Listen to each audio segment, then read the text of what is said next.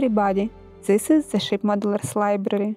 Today I will show you a book about the Cutty Sark by Eric Kentley, The Last of the Clippers. The book has been developed from the outset in close conjunction with the Cutty Sark Trust and takes the form of a chronological building and career narrative, but also presents detailed crew accounts, log entries, feature section on seamanship, ports and cargoes, and broader tall ship culture. This is the first publication to include specially commissioned photography created as part of and subsequent to the Clippers conservation, as well as the findings of resulting research.